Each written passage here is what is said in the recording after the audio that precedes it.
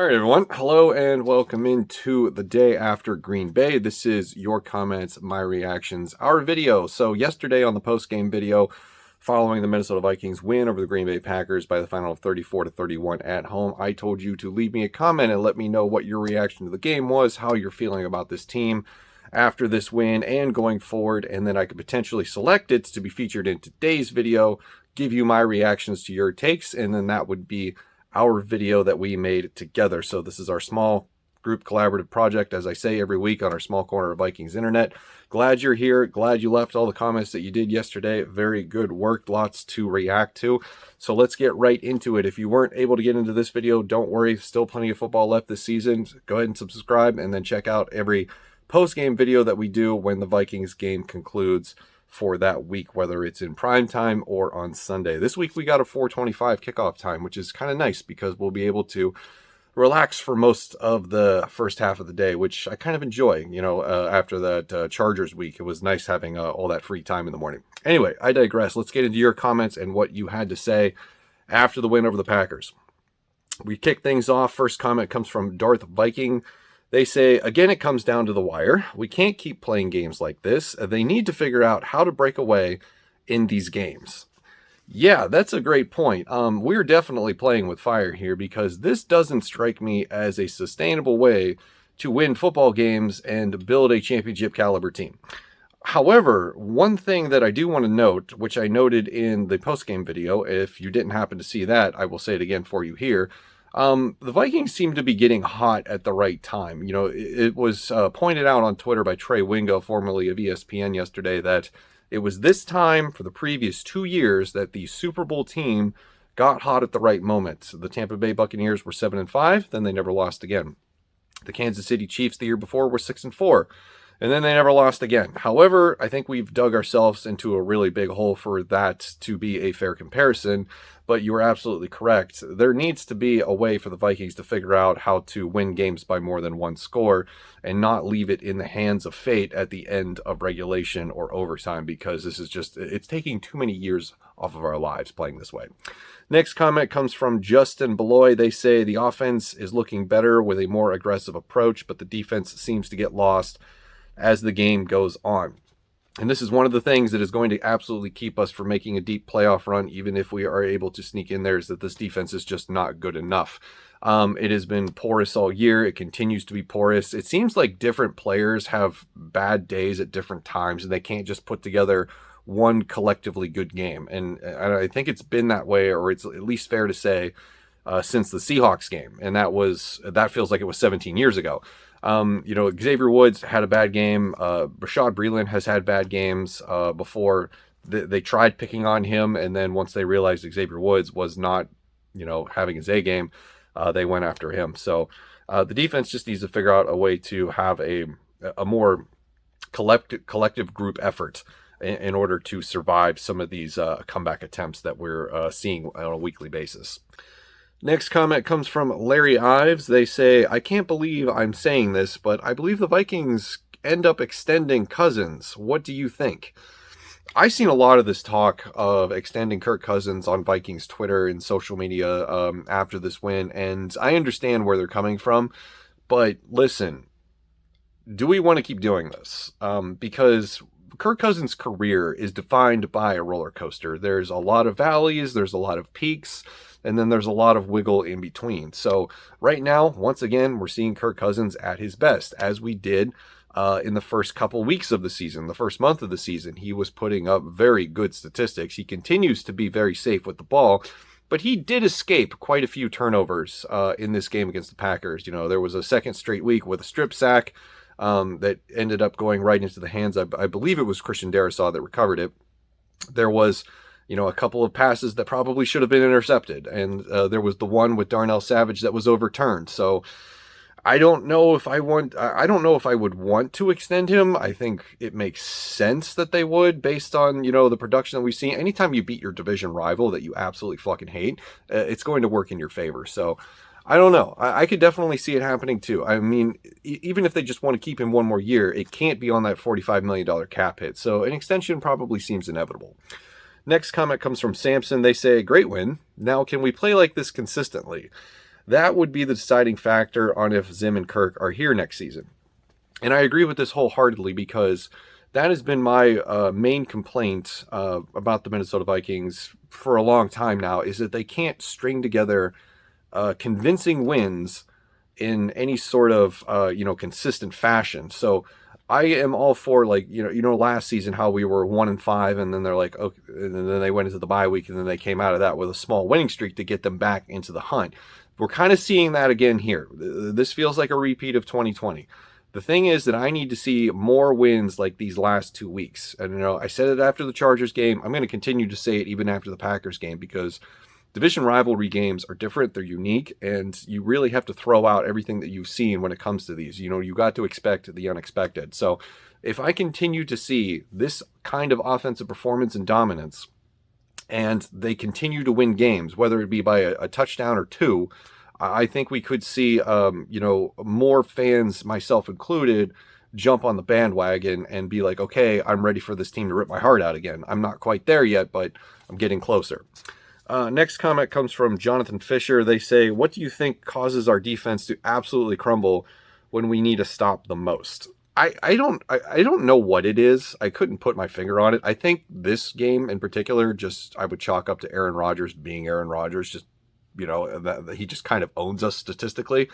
But as far as the defense just not being able to get a stop when it matters the most, I don't know what the deal. I don't know if it's just unpreparedness. The Ravens game, they were just absolutely exhausted and gassed because the offense couldn't stay on the field. So, that's one part of it, is just making sure that your defense isn't on the field for a long amount of time. You got to win time of possession.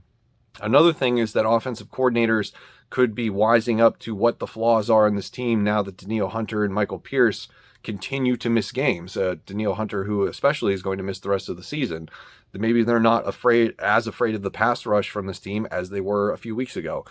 Maybe they've seen the chinks in the armor when it comes to the secondary, and they know who to target and when to target them. Because let's face it, Bashaud Breeland has been wildly inconsistent, and Xavier Woods just had a game where he looks like he's ready to get replaced by Cam Bynum. So there's a lot to work with here, and there always is going to be when you're one of the not so good defenses in the league. Next comment comes from Cal Lupkis. I love this Kirk Cousins, even if he throws picks. I hope when he throws his next interception, it doesn't stop him from being aggressive.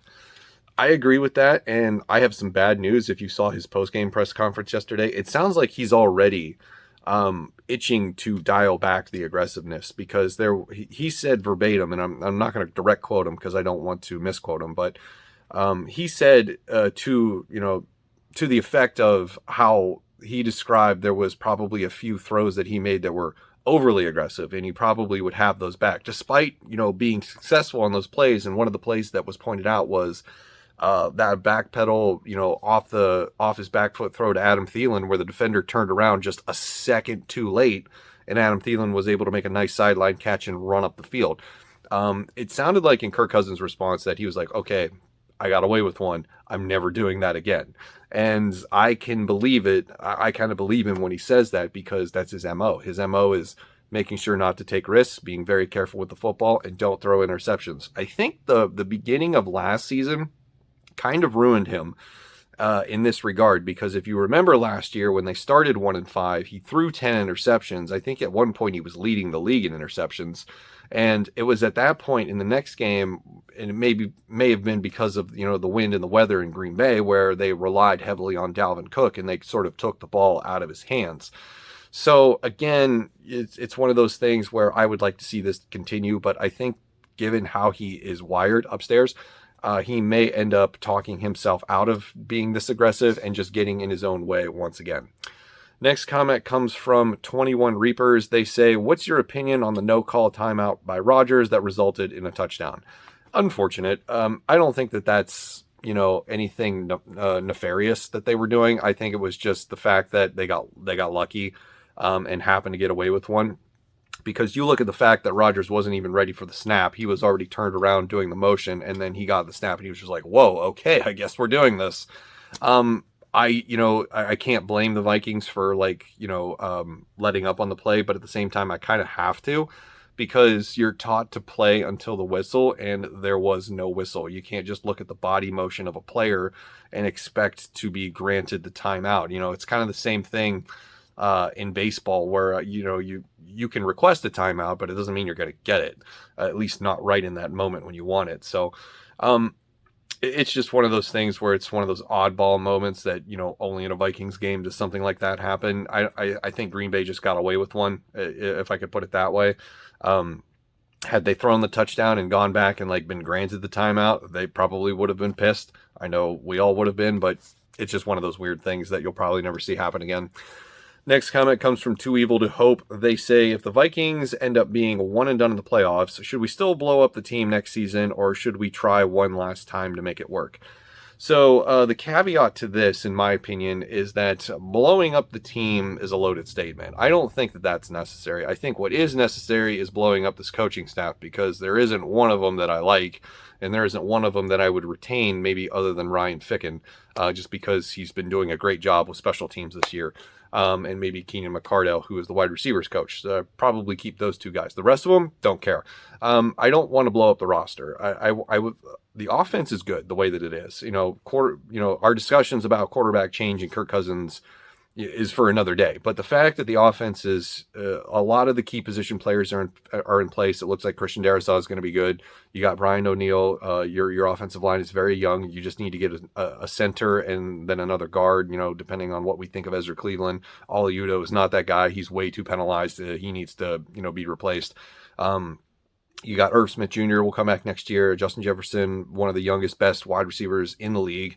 Adam Thielen is getting up in there in age, but, he could still probably play 1 or 2 more years. KJ Osborne having a breakout wide receiver 3 type of season. He's looking very dependable. The offense is in place. Dalvin Cook, Alexander Madison, Kenny Nwangu. The offense is in good shape. The defense is the problem. It's gotten too old. It's gotten too slow. And, that is where we need to make some changes to make it just a little bit better than this. And you would have a complete legitimate contender for playoffs. And then the only thing I want to blow up is the coaching staff, because I'm sick of the 1992 philosophies surrounding this team, which appear to be absent the last 2 weeks, but they'll definitely come back because they're stubborn enough to do it. So, that's how I would approach, a one and done result to the season if we do make the playoffs, because you have to make some changes at some point. It's been 8 years and it's resulted. I mean, we're probably not going to win the division again. So you're going to need a wild card, which means probably no home playoff game. I just, at this point, I'm sick of it. So even if we're one and done, and especially if it's a blowout loss in the playoffs to whoever it might be that we have to travel to, I'm all for making drastic changes to the coaching staff. Next comment, comes from Tom Walsh. I guess it is a question. They say, I could see the Vikings almost running out the schedule with 1 loss and win the division. What do you think? So it is entirely possible that happens, as we mentioned previously, earlier on in the video, about getting hot at the right time, and the Vikings are definitely doing it at the right time if they can maintain this trajectory. In my opinion, there isn't 1 loss on the schedule. I think that there's at least 2. I do think that we will lose to the Rams and we will lose to the Packers in Lambeau Field in January. I think that game's going to be very hard to win. We could, who knows what's going to happen between then and now.